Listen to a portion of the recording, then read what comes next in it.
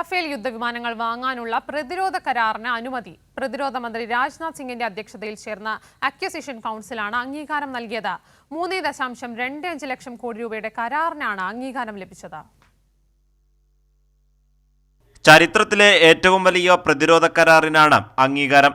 വ്യോമസേനയ്ക്കായി 3.2 ലക്ഷം കോടി ചിലവിൽ പരിഷ്കരിച്ച 114 റഫേൽ യുദ്ധവിമാനങ്ങൾ വാങ്ങാനുള്ള ഇടപാടിന് ഡിഫൻസ് അക്വിസിഷൻ കൗൺസിൽ അനുമതി നൽകി. പ്രതിരോധ മന്ത്രി രാജ്നാഥ് സിംഗിന്റെ അധ്യക്ഷതയിൽ ചേർന്ന യോഗത്തിലാണ് അംഗീകാരം. ഫ്രഞ്ച് പ്രസിഡന്റിന്റെ സന്ദർശനത്തിന് മുമ്പായാണ് നിർണായക തീരുമാനം. വിമാനത്തിൽ ഘടിപ്പിക്കാനുള്ള സ്കാൽപ് മിസൈൽ വാങ്ങാനുള്ള ഇടപാടും കരാറിലുണ്ട്. 2030 മുതൽ വിമാനങ്ങൾ ലഭിക്കും. 24 വിമാനങ്ങൾ ഫ്രാൻസിൽ നിർമ്മിച്ച് ഇന്ത്യയിലേക്ക് എത്തിക്കാനാണ് ധാരണ.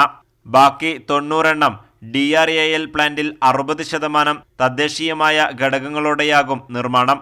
നിലവിൽ സേനയിൽ വിന്യസിച്ച F3R സീരീസുള്ളവയെ F4 പതിപ്പിലേക്ക് ഉയർത്താനും ധാരണയുണ്ട്. നിലവിൽ വ്യോമസേനയിൽ 36 റഫേൽ വിമാനങ്ങളാണ് വിന്യസിച്ചിട്ടുള്ളത്. നാവികസേനയ്ക്കായി 26 റഫേൽ മറൈൻ വിമാനങ്ങൾ കൂടിയെത്തും.